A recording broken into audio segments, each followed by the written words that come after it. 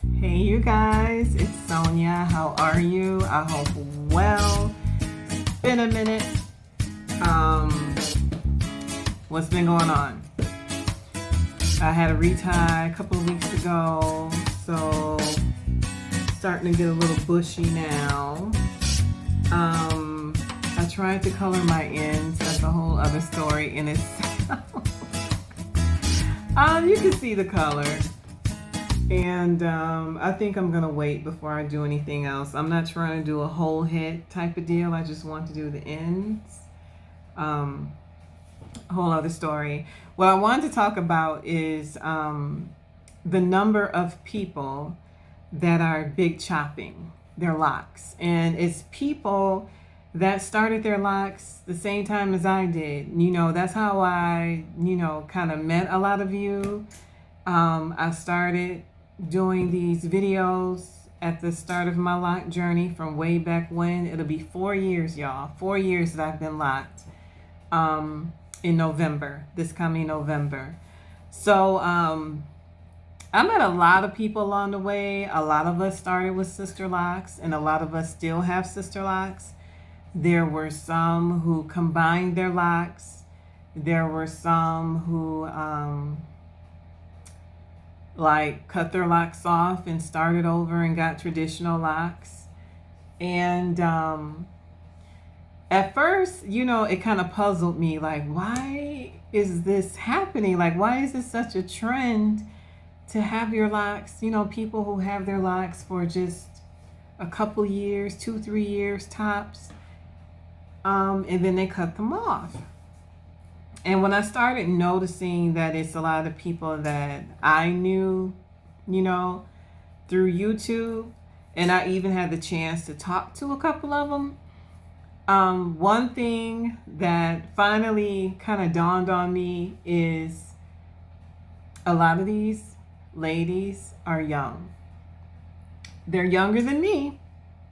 That's one thing. So there's their age. And then the other key, I believe, is where they are as far, well, I guess it kind of ties in with age too. The other number two, I'm getting ahead of myself. So one is age, two is they like playing in their hair. And I think that's huge. I think that's key when it comes to having locks. They liked playing in their loose natural hair, different styles, wearing it different ways, doing different things to it. And then the third thing is kind of, like I said, it kind of factors in with the age. Well, let's stick to two. I'm getting besides myself. So as far as the age, for me, okay, I'm 48. I'm about to be 49 in October. I didn't have to think about that, y'all. I just need to take that deep breath. So for me, 3 years ago, I had a total hysterectomy, and that threw me into instant menopause. And so there's no way I would have wanted to be still messing with my loose natural hair. I'm glad I had locks when I had my surgery. I'm glad I didn't have to think about my hair, combing it, nothing. I didn't have to think about any of that. But age, for me, it's been there, done that. I've done just about everything you could possibly do to your hair, from when I had cream and crack to when I went natural. I pretty much did it all. I've cut it off. I've grown it back. I mean, braids. I've never worn wigs, but, and I got tired of having to think about what to do with my hair every single day. So locks was the perfect solution for me because I'm not one who likes to play in her hair. I just don't. I'm not creative with styles. I'm just not that person. So this works for me. Even with locks, I don't be trying to curl them. I don't put rollers in them. I tried it once. I can't sleep in them. I'm having hot flashes all the time, especially at night. So having rollers in my hair on top of my bonnet, that's a recipe for disaster. I'm gonna be miserable. I sweat in my head a lot. So anywho, so I think when you're young and if you're someone, or maybe you're not young, but you're someone who likes to play in their hair, who likes to experiment with their hair and come up with different styles and color it, and if that's something you like to do, I think you should probably not get locks, or maybe just wait. Do locks later on in life, maybe, but because you're bound to get bored with locks, and that's been a common theme with a lot of people who cut their locks off, is they're bored and they miss their loose natural hair.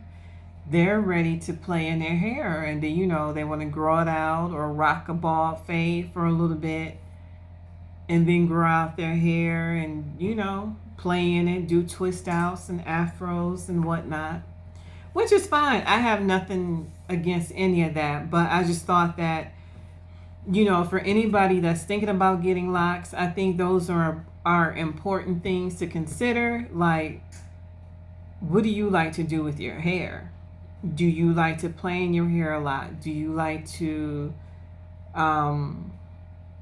experiment with styles? And that's not to say that you can't do those things with locks. You could do still a lot of the same things with locks that you did with your loose natural hair. You can still style, you can still color, you can do a lot of stuff. There's women who put braids, box braids and whatnot over their locks. There's women who still rock their wigs over their locks. There's women who even do lace fronts over their locks. So, having locks is not going to, I don't see it stopping or cramping your style when it comes to styling your hair. But there are those, who say, I miss combing my loose natural hair. I miss being able to part my hair and just, do all the things you can do with loose natural hair. So I get it. So they cut their locks off. The only way I will cut my locks at this point is if I start having issues with thinning. Any type of thinning or breakage, that's when I would let these go and start over. And I will let my new growth grow. Like, I wouldn't just big chop my hair and just cut my locks off at the root.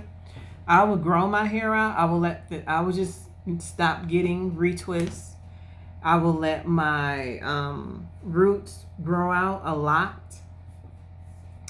And then I will cut my locks off. So then by the time I cut my locks off, I have a nice little fro. And I'm not starting from like this much of hair or having a bald, going completely bald. I wouldn't do that. I will let my new growth grow out a lot and get real bushy till I had at least a nice length of new growth. That's what I would do, instead of just taking the scissors and cutting it off at the root.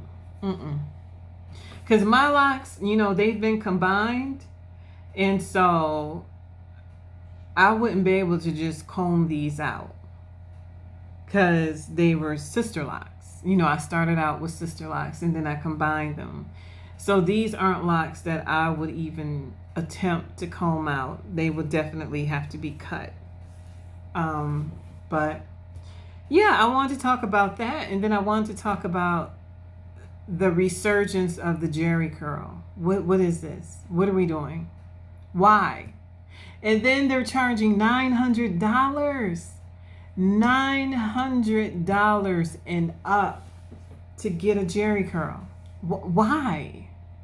I'm not understanding. And then they don't even call it a Jehri curl. They call it a Sherry curl or something stupid. But why? Also, why are we paying $1,000 or more for knotless braids? How did this become a thing? If I'm paying that kind of money for knotless braids, $1,000 and more, them braids better get up and cook my breakfast, make my coffee, drive me to work, and do my grocery shopping. If I'm paying that amount of money, that is ridiculous. There is no way I would pay $1,000 plus for some braids that's only going to last a month or two. What sense does that make? Like, if I'm going to pay that kind of money, it better be permanent. You might as well lock your hair. Get some locks and let your hair grow. Because that's a total waste of money, but it's a lot of women. And then there was somebody on Instagram. She was a hair braider, stylist, whatever. She made an Instagram post defending her prices of why she charges so much and how she has 3 people working on your head, and she has to pay them. And at this point, I'm like, ma'am, if you finding these women to pay you this money, then get them coins. Because if people are dumb enough to pay money for a style that lasts 2 months tops, 3 months you pushing it, I can't say nothing. But I wish black women would stop making these stylists and hair braiders rich off your hard-earned money for something that's not worth it. It's just not. But that's my opinion. It's my opinion. The Jehri curl, like, why? Do y'all remember how bad Jehri curls smelled? You ever been in a kitchen or a shop of someone getting a Jehri curl put in their head, and how it's like the smell of magic shave times 10? It's so disgusting, and it's not good for your hair or your scalp.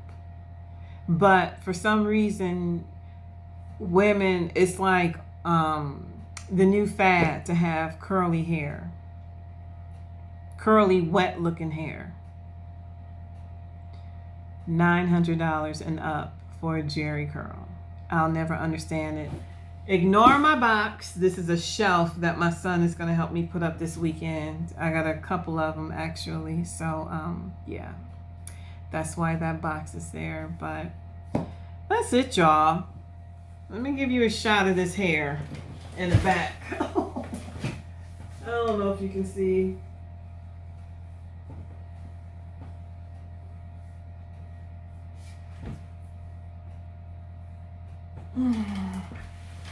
That's about it.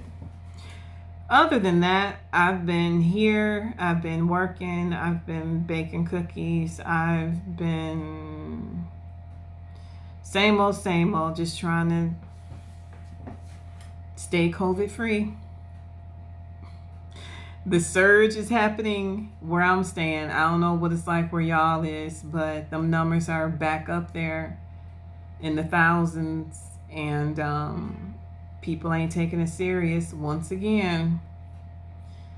But I have my mask on at all times when I'm at work. I'm not playing. When I go to the grocery store, whenever I leave this house, that mask is on.